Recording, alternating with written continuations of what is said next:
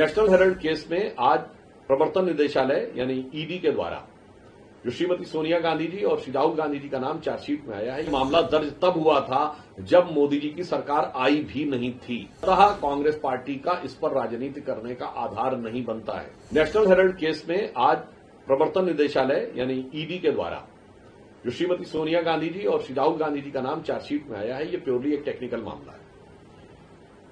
Congress party को ध्यान रखना चाहिए कि इस विषय की शुरुआत 2012 में हुई थी और एक जनहित याचिका के द्वारा दिल्ली हाई कोर्ट ने अक्टूबर 2013 में इस केस की शुरुआत की थी।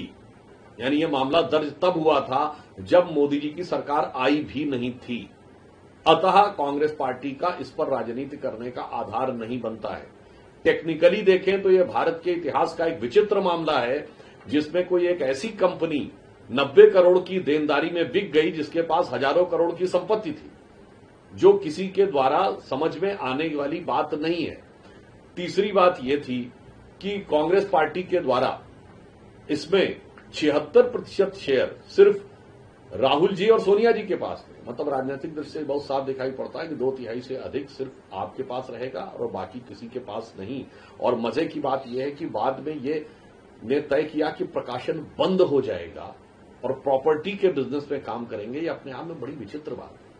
तो कांग्रेस पार्टी से एक सवाल पूछना चाहता हूं। आप कहते हैं कि पंडित नेहरू के द्वारा स्थापित थी, स्वतंत्रता संग्राम सेनानियों के द्वारा एजेएल एसोसिएटेड जनरल लिमिटेड स्थापित की गई थी। तमाम तो लोगों ने आपत्ति दर्ज की थी कि शेयर धारकों के पास शेयर थे उस जमाने के और उनसे पूछे बगैर यह दे दिया गया। तो यह गंभीर तकनीकी प्रश्न था। जहां तक मुझे ध्यान है तो शायद ये शांति भूषण जी ने भी इस विषय के ऊपर कहा था कि उनके पास भी कोई शेयर थे। खैर वो विषय अलग। मैं एक नैतिक प्रश्न पूछना चाहता हूं।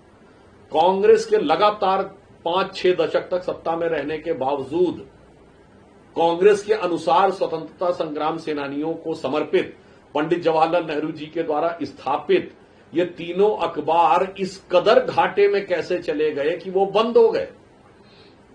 कांग्रेस सरकारों ने उन्हें कोई सपोर्ट नहीं किया। बाकी तो छोड़िए, क्या कांग्रेस कार्यकर्ताओं ने भी सपोर्ट नहीं किया?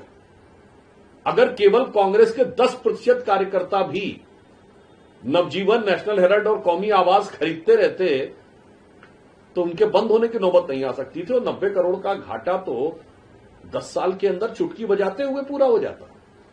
तो कांग्रेस से भी पूछना चाहता हूं, अंग्रेजी में नेशनल हेराल्ड, हिंदी में नवजीवन, कि उर्दू में कौमी आवाज को भी आपको ग्राहक नहीं मिल रहे थे। ये तो दिखाई पड़ रहा है कि लगता कांग्रेस के पदाधिकारियों और कार्यकर्ताओं की ही आस्था उनके इस जो दावे है कि स्वतंत्रता संग्राम सेनानी और कांग्रेस का भावनात्मक लगाव था, ये भावनात्मक लगाव कितना यथार्थ था ये इसका प्रमाण दे रहा है। या फिर लगाव उसकी संपत्ति से था, ना कि उसकी भावना से। इसलिए नैतिक और तकनीकी दोनों आधारों के ऊपर कांग्रेस के यह दावे बहुत खोखले, आधारहीन और दुर्भावना से प्रेरित तथा जांच की प्रक्रिया को प्रभावित करने के विचार से प्रेरित दिखाई पड़ता है।